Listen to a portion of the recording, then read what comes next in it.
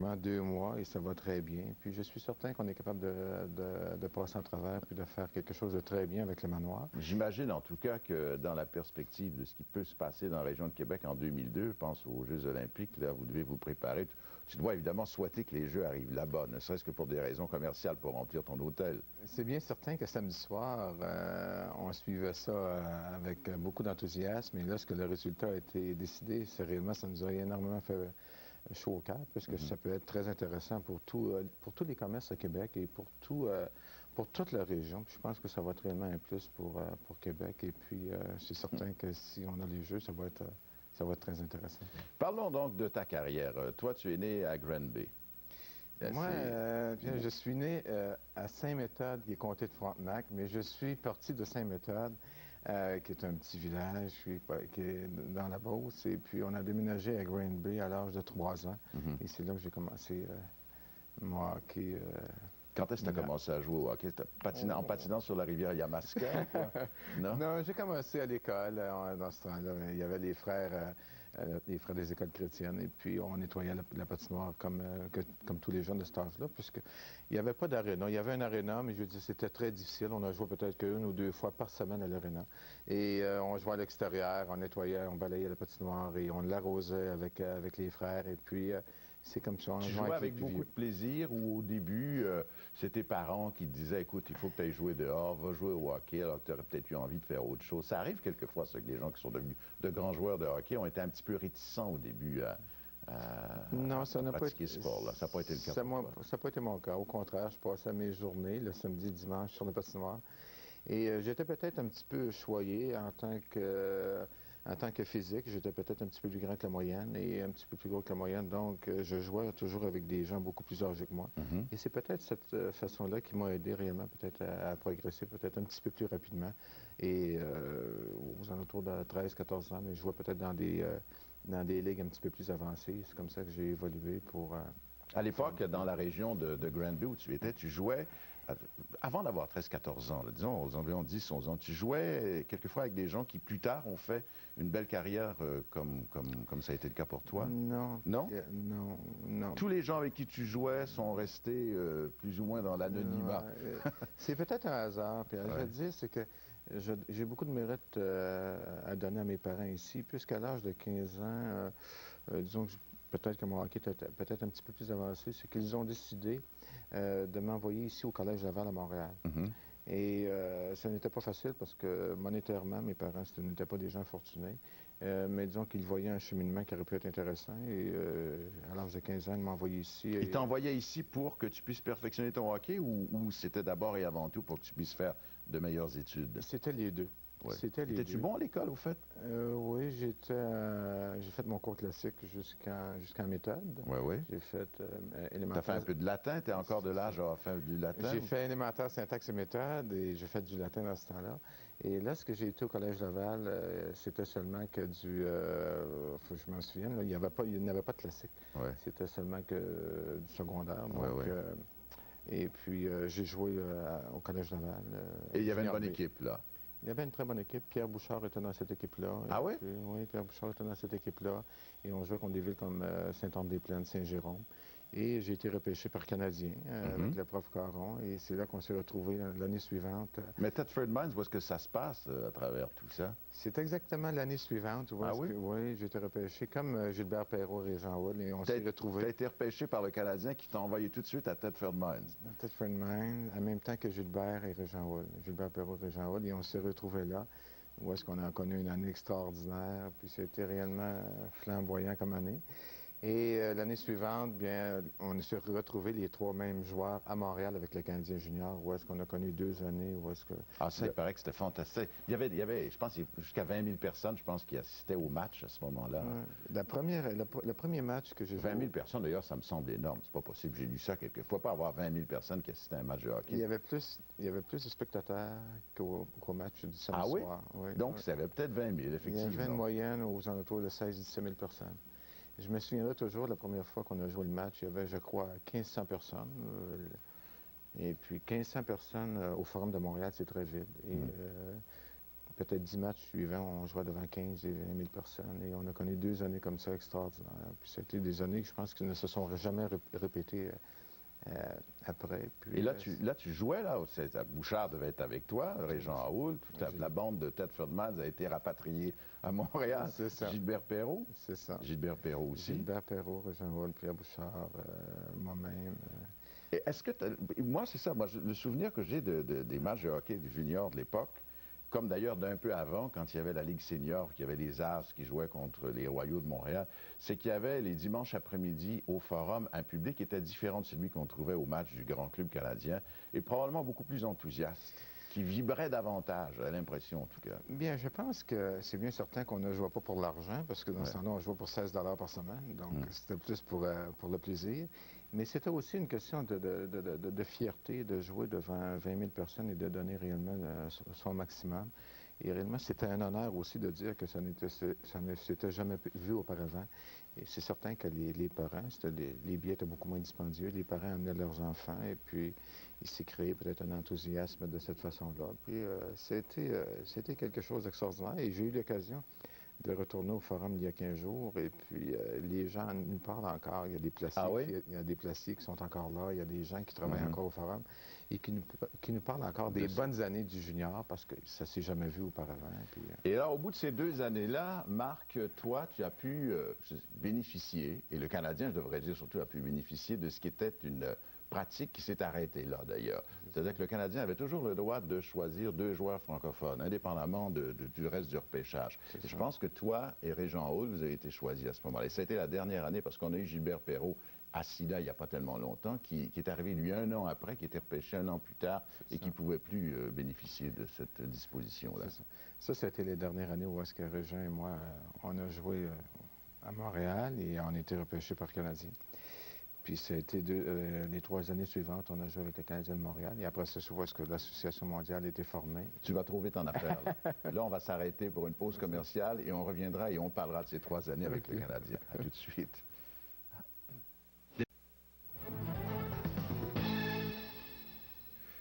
Notre héros d'hiver cette semaine, Marc Tardif. 2 Coupes Stanley en 4 années avec le Canadien. C'est une moyenne de 500. C'est pas mal, ça? Si c'était toujours comme ça serait bon. Oui, c'est plus tellement comme ça ces années-ci, je dois dire. Comme ça. Non. Pourquoi c'était comme ça à l'époque, d'après toi, Marc?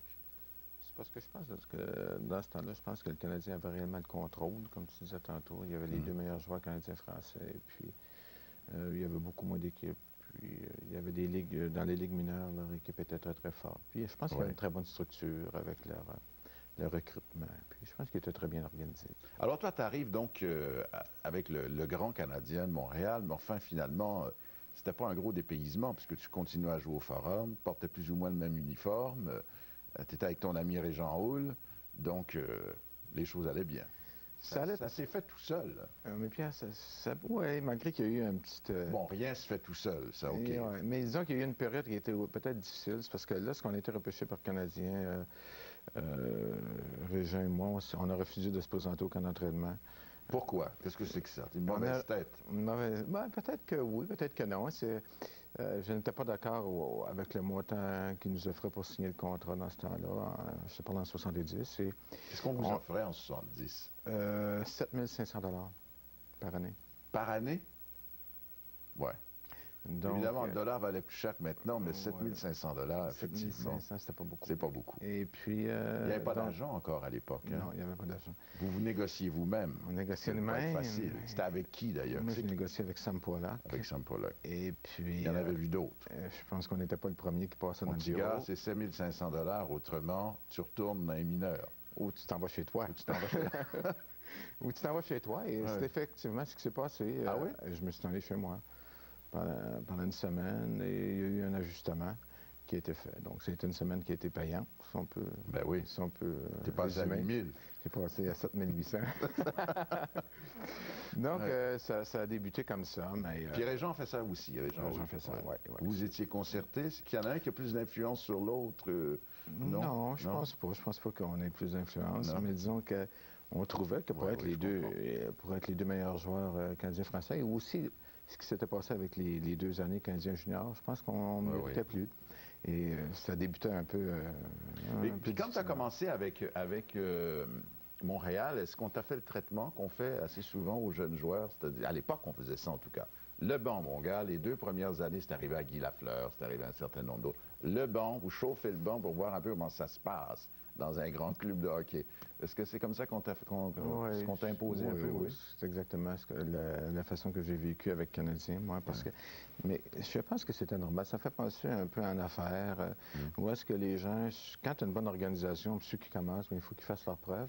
Et c'est de cette façon-là que les Canadiens faisaient avec leurs jeunes. Puis je pense que c'était une bonne école, une bonne méthode. 2 Coupes Stanley en 4 ans, effectivement. Puis il y avait Scotty Bowman qui était là-bas. Pas facile lui non plus. Scotty, pas facile, mais Scotty Bowman non plus. Scotty n'était pas facile, et c'est pour ça que lui et moi, des fois, on avait des prises de bec, et puis est-ce qu'on n'était pas sur la même longueur d'onde, malgré que j'étais jeune, puis peut-être un peu tête dure. Tête de cochon. Tête de cochon, tête de cochon.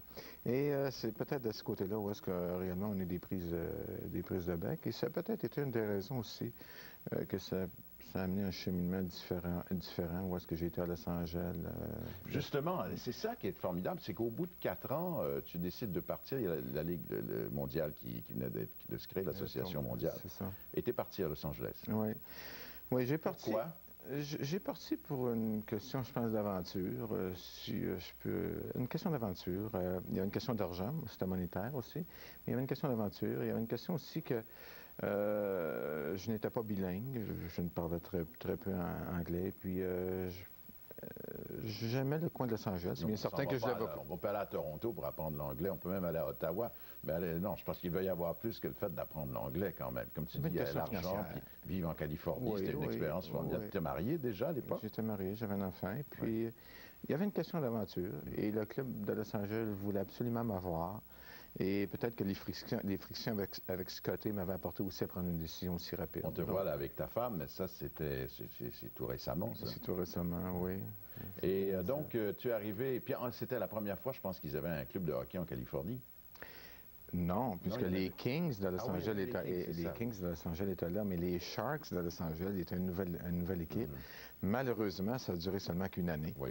Et la franchise a fait faillite. Et là, tu es parti sur Québec, là, à ce moment-là. Non. Tu es revenu à Montréal? Non. Attends, explique-moi ça. Tu es allé où? La franchise a été transférée à Détroit. À Détroit, c'est ça, oui. Et ça a duré seulement 2 ou 3 mois, et financièrement, c'est une équipe qui est en difficulté. Ouais. Et avec énormément de pression de Régent Hall à Québec, énormément. Et qui était rendu à Québec, Régent? À Québec.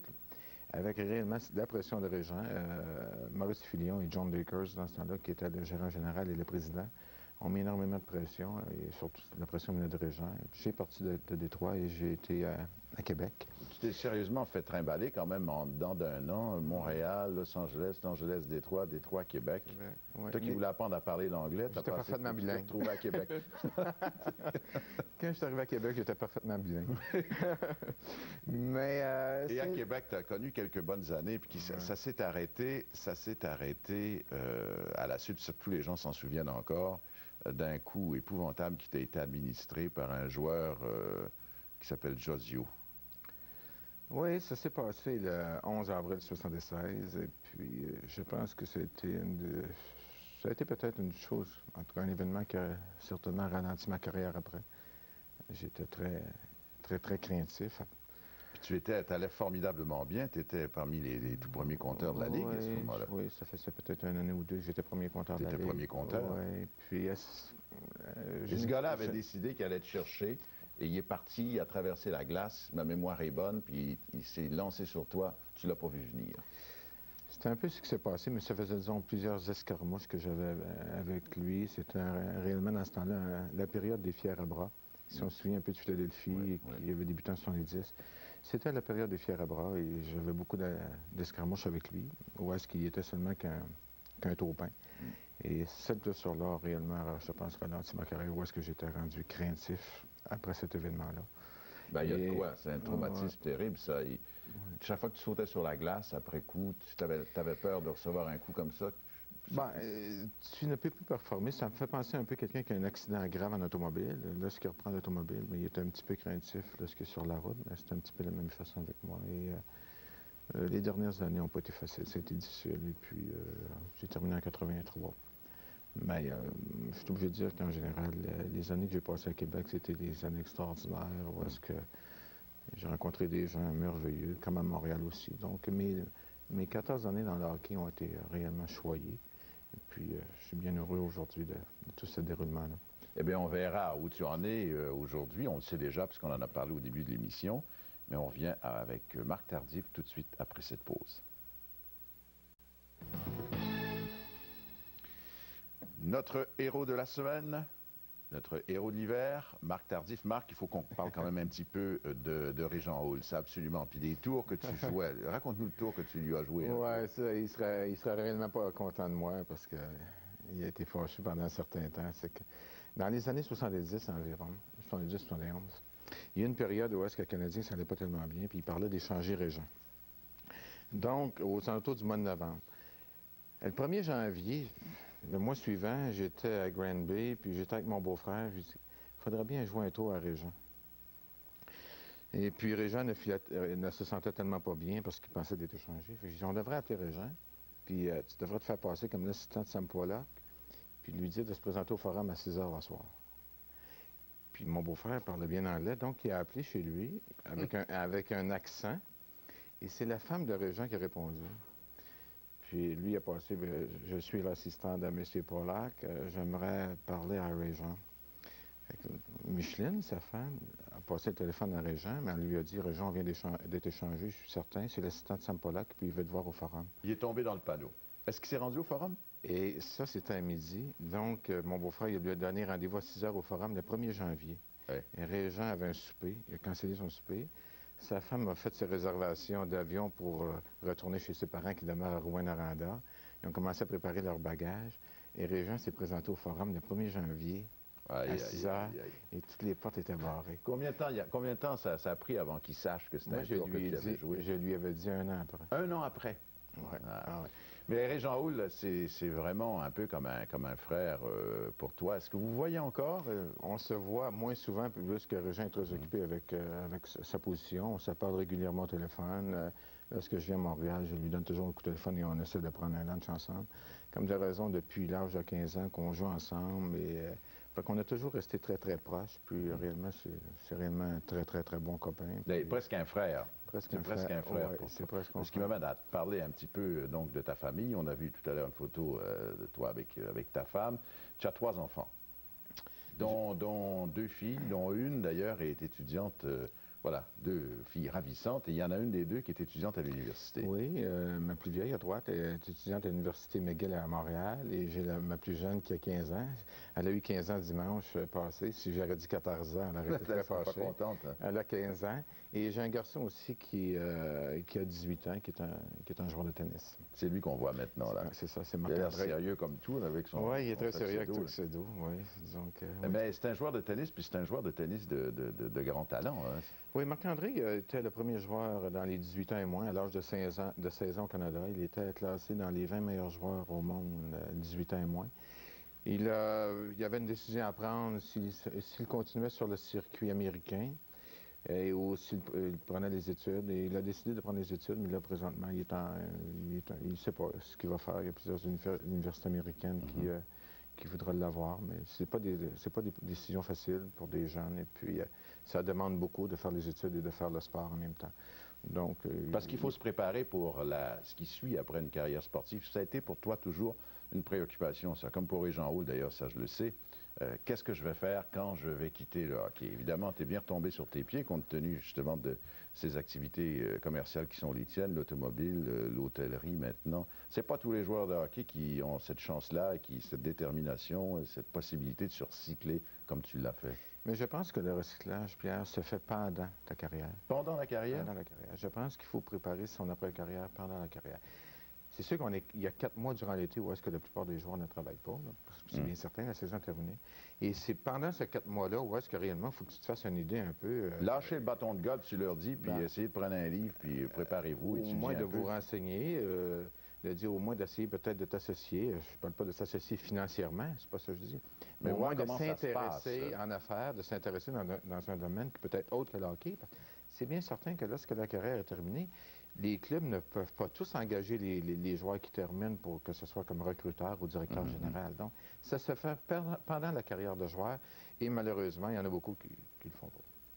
Eh bien, merci beaucoup. Alors, on se retrouve tout de suite après cette pause commerciale.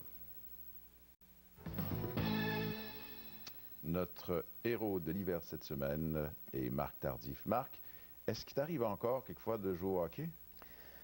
Honnêtement, c'est très rare. Qu'est-ce que c'est que cette histoire-là? Il y a tellement de joueurs qui sont venus ici et qui nous annoncent comme ça qu'après au moment où ils ont pris leur retraite, ils ont pris leur patin puis ils les ont envoyés dans Boulamite, puis ça a été fini. Ça a été ton cas, toi aussi? Ça a été mon cas. Je vais dire, peut-être que... Non, je dirais qu'il y a des joueurs qui jouent encore dans des ligues progression, dans des ligues pour s'amuser. Moi, c'était le cas, c'est que lorsque j'ai débuté en affaires, ma carrière est terminée, j'ai débuté en affaires, ça a pris beaucoup de mon temps, puis j'étais...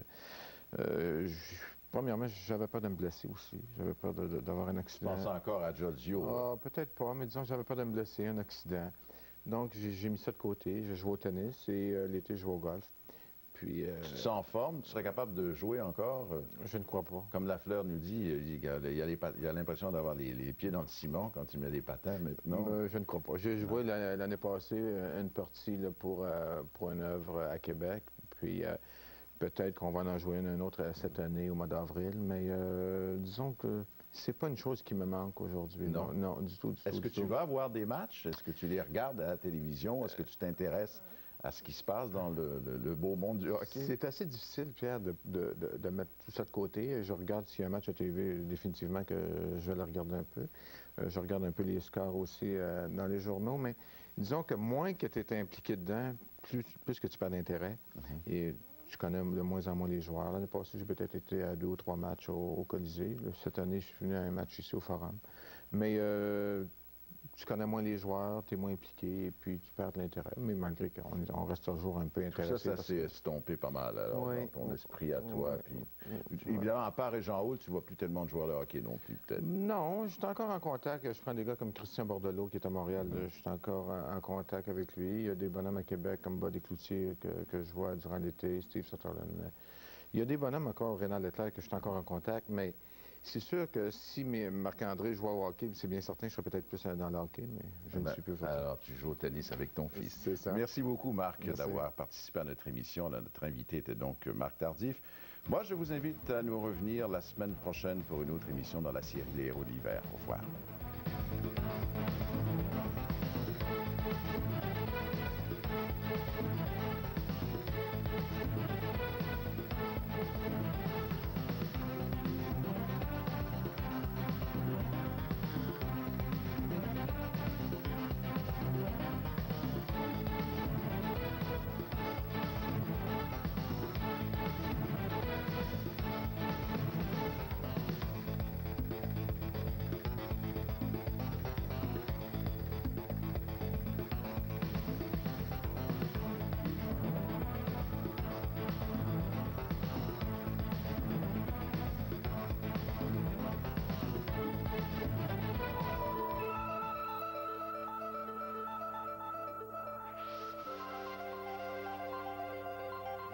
Cette émission vous a été présentée par Canadian Tire, votre premier choix pour le service automobile.